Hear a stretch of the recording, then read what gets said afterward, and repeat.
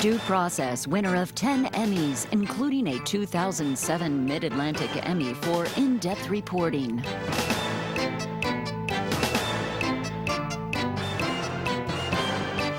I just turned 13, so we were not sure.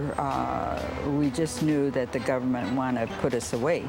It's been 65 years since Lillian Kimura was torn from an ordinary American lifestyle to imprisonment in a so-called relocation center.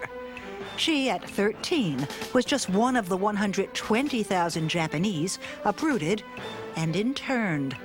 America's concentration camps, survivors, shame, reparations. Up next on Due Process. Major funding for Due Process provided by the New Jersey State Bar Foundation, committed to educating the public about the law, and by the Fund for New Jersey, supporting informed citizens for an effective democracy.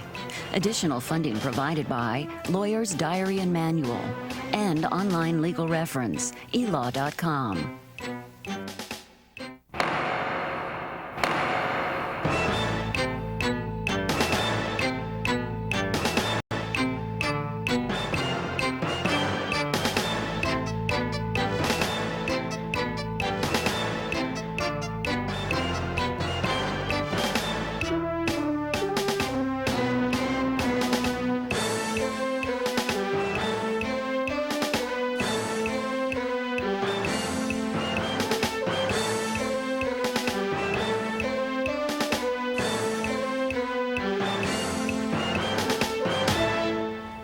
Tens of thousands of citizens ordered from their homes, forced into camps just because of their race, their ethnicity.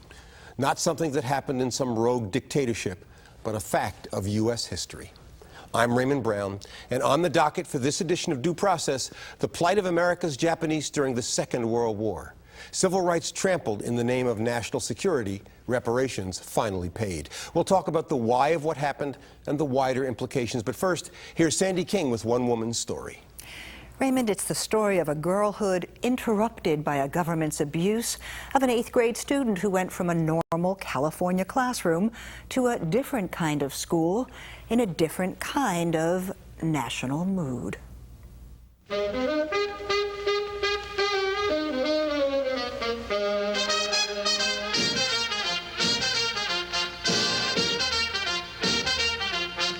It could be any 1940s yearbook. They had all the extracurricular activities there. With all the predictable pictures, the prom, the clubs, the proud faces. We have reunions of kids who went to high school in Manzanar. But there's a different kind of picture at the back of this book. A massive tower with guards and searchlight, there to keep these students and their families locked in. So you went to school, but not to the local public school? No. The school was in camp. Camp as in relocation camp. At least that's what the government called it. But to Lillian Kimura, who lived here from 13 to 16, it was simply an American concentration camp. December 7th. 1941 was the bombing of Pearl Harbor, December 8th. I regret to tell you that very many American lives have been lost. The President declared war. The attack yesterday on the Hawaiian Islands has caused severe damage to American naval and military forces. February 19th, 1942, the President signed Executive Order 9066, which ordered the evacuation of all Japanese Americans from what they call the war zone. The justification to the public was a military justification. Here were people who could be saboteurs. Here were people who might mine the harbors, might bomb highways, interfere with the defense. So 120,000 Japanese, most of them U.S. citizens, were torn from their homes, their businesses, their work. and forced into camps like this one, an unprecedented kind of New Deal from Franklin Roosevelt. What did you think was happening? Well, we weren't quite sure, you know, and I just turned 13, so we were not sure. We just knew that the government wanted to put us away. For America's Japanese, it was the realization of what they'd feared since Japan's attack on Pearl Harbor. It was on a Sunday, and so the next day we went to school. On December 7th, 1941, Lillian was in a largely white junior high school in a small California town.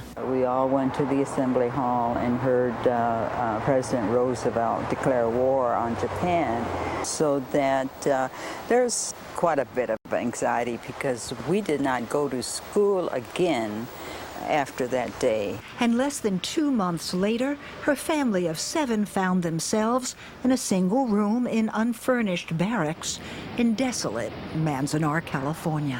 There, as we exited the buses, we got a family number, a large canvas bag.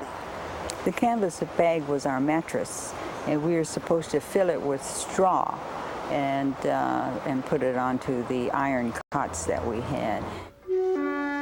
For 120,000, civil rights had been suspended, with little protest from the rest of America. There were people who spoke against it, but they seemed to be a minority. The people who conducted suits in the courts, they lost the cases. The majority of Congress, the majority of the press, the majority of the people who spoke out about it, all seemed to be supportive. And so, for years, did the nation's high court. I think we were pretty resigned to the fact that we were going to be there for a while. And who knew how long the war was going to last? In fact, at Manzanar, we were better off than at some other places because those, some of my friends had to go to Santa Anita Racetrack or Tanforan Racetrack and live in the horse stalls. Racism was certainly a part of this, a big part of this. After all, there's a whole history here of discrimination against Asian Americans in general. It goes back well into the 19th century. I don't know, shock is a word. I think it was resignation. But once the court at last said internment of loyal Americans was illegal, that resignation turned to resolution, a determination to win this government's admission that a grave injustice had been done. I guess the big lesson is in wartime, there's always this tendency to not pay enough attention to civil liberties, to pay too much attention to national security, and I think this is simply one more time that happened. Congress, of course, in the 1980s, recognized that this imprisonment was unfair, it was unjust. Congress passed a law providing financial compensation to those who had been imprisoned. I really think that the fact that America could apologize was what impressed us the most. I mean, it wouldn't have happened if we didn't work on it. And the fact that we did work on it gave us dignity, you see. And we could hold our head up high and say that we asked the government for an apology, and they did apologize, and we can move on from there.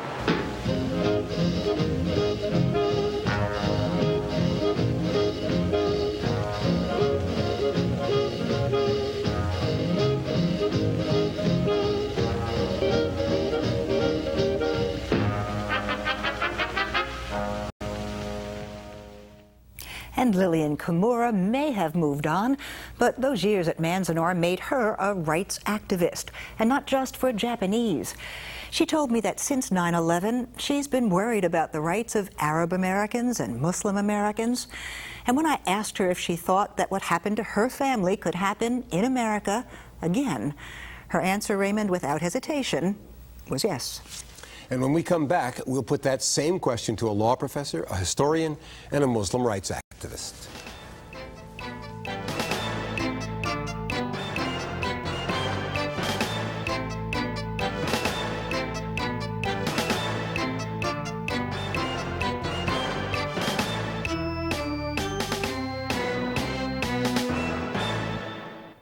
could have handled it maybe just by questioning people, Yeah. like why would they go to such a degree? Because we were at war and we had to try to keep our country safe as much as we could. It doesn't seem like it was a rational decision. It's purely a decision based on ethnic fear. At the time, I think they meant well, probably, but when you look back at it, it was a disastrous things for them, their families, and no, it was not the right thing to do, definitely. The fact that we were attacked by these people, I think, made us even less trusting, so we felt justified in what we did.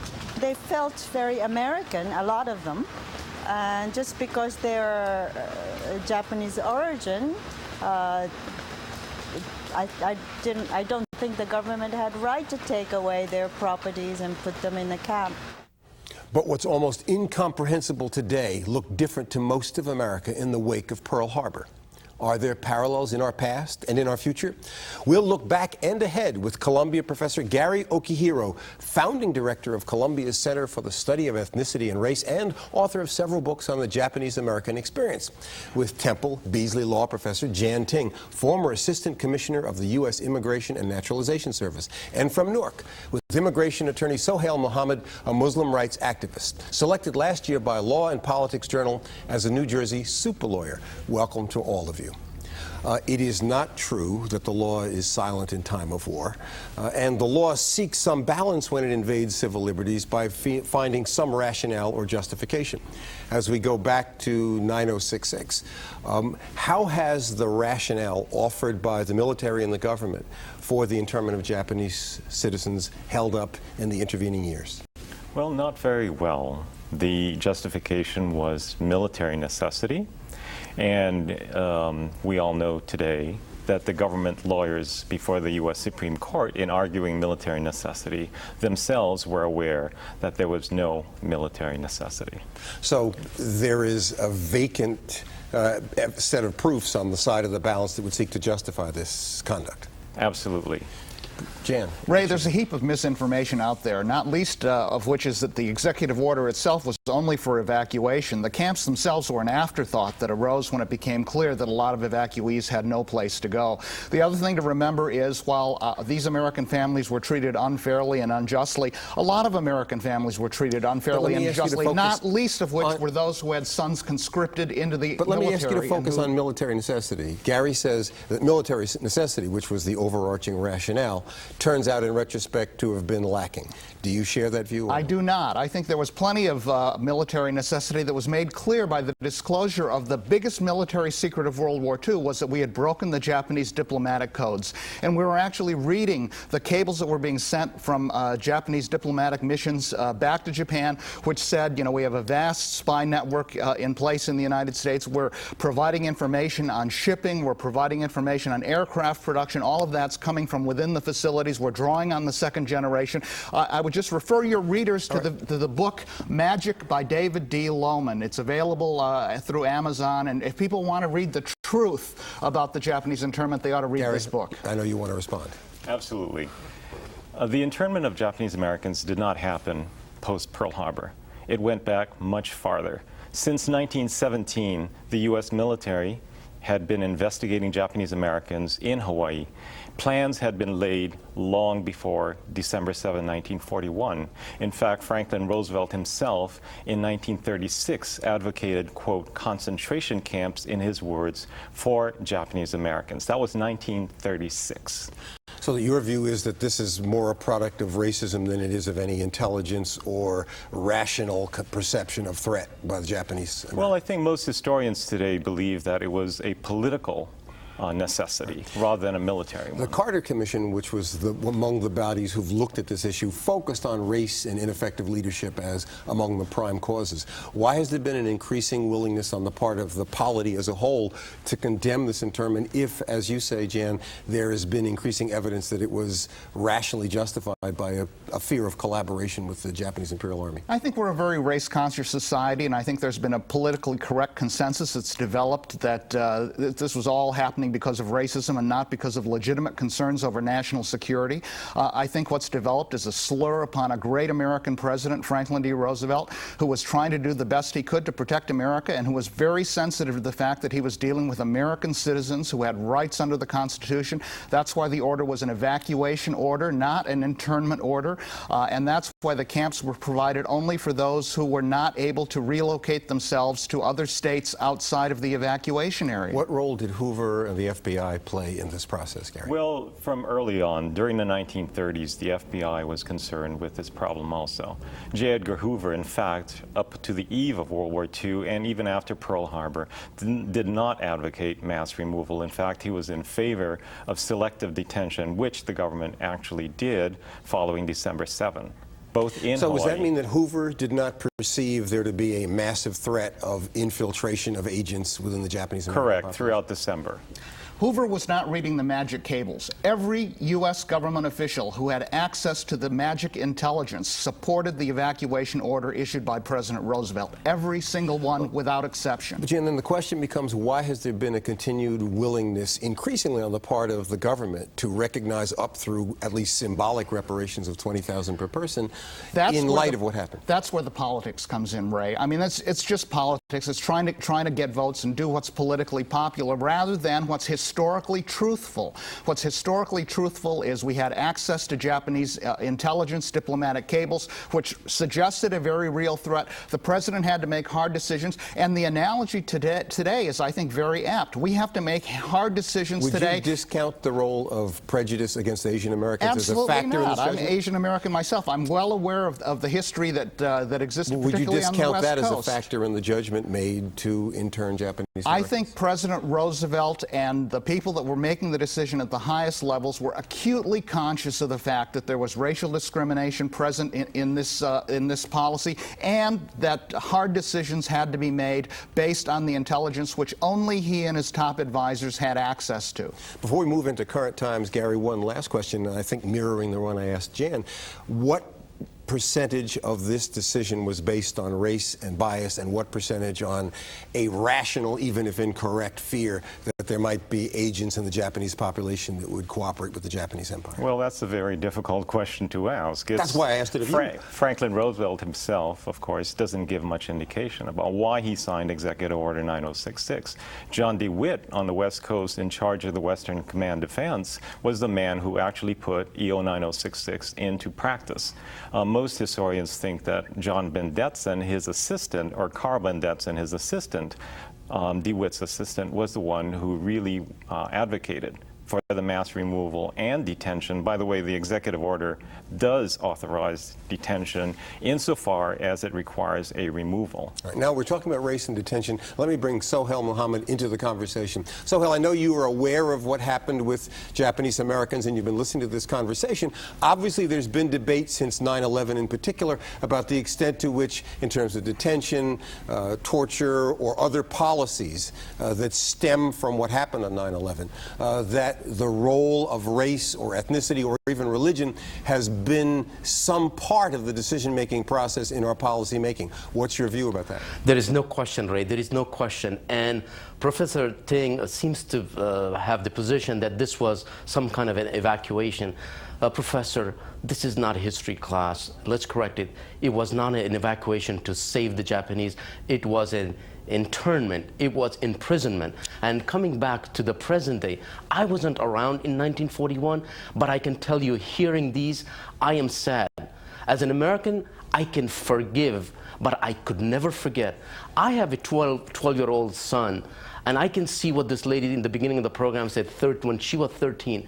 The memories are here today. We see So registration. let me ask you whether there's any specific aspect of U.S. policy towards Arabs or Muslims or Middle Eastern persons that you think is reflective of policy originating in race more than in military or intelligence-based necessity. Absolutely. The registration of individual. That happened during World War II.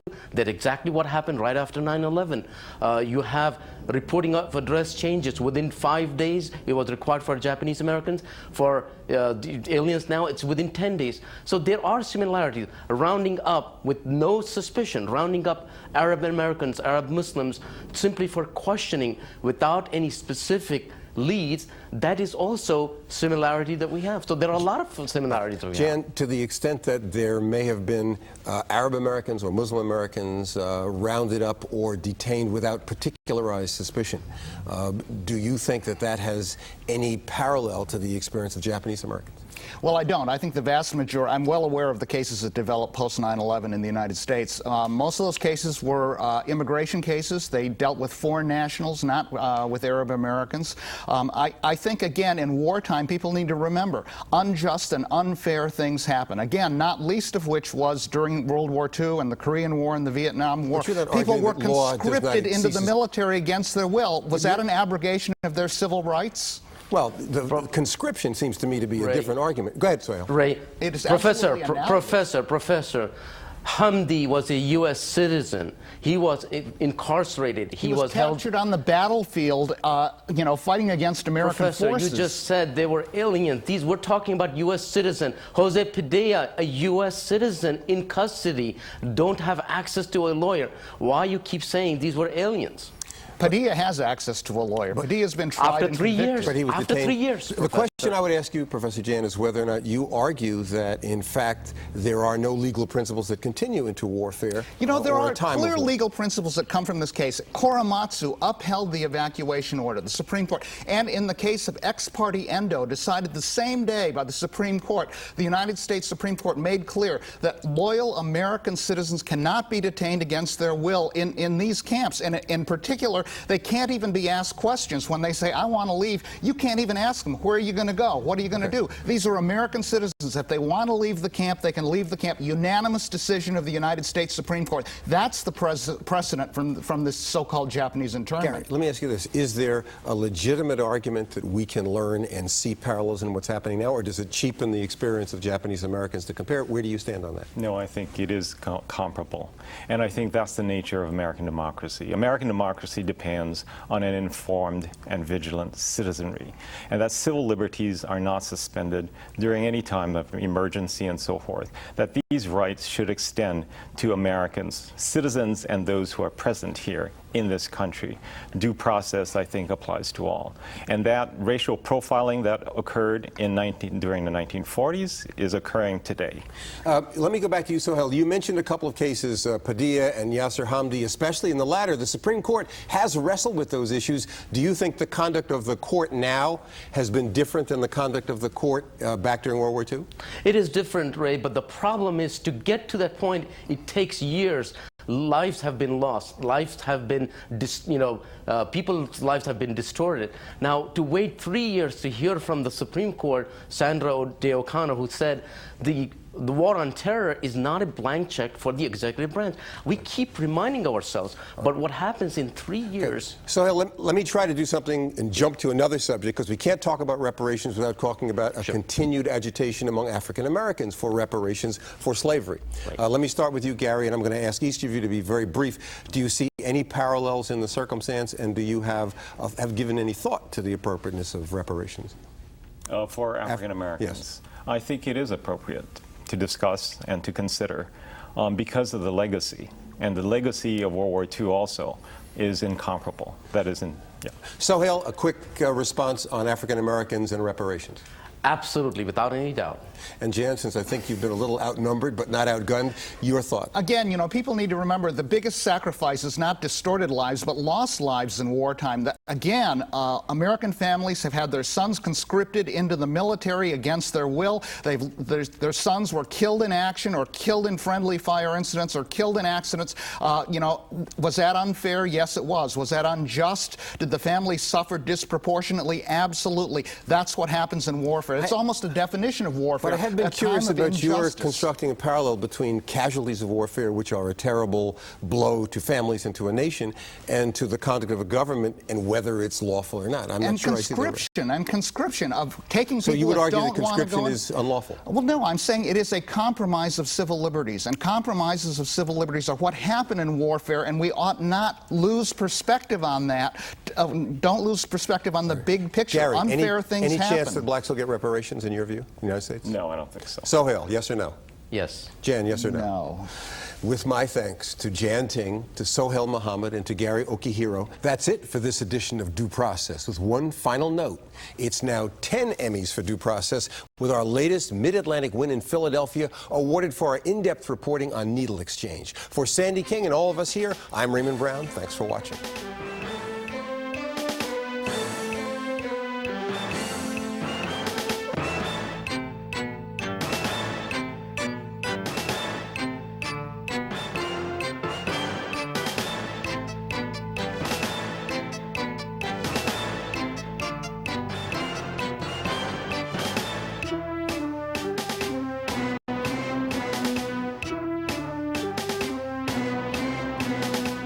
Somebody said this was the worst mistake made in the war, and I think that's probably fair and right.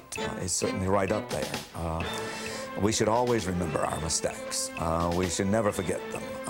In fact, that's one of the things that it seems to me Americans do well, is we do try to remember our mistakes. We do try to confront the mistakes, and we should learn from them. And from this, what we should learn is not to listen to the extremists, not to listen to the deceitful ones, not to listen to the ones who are exaggerating the threat, but as much as possible to try to hold on to the things that we really value most, even in wartime.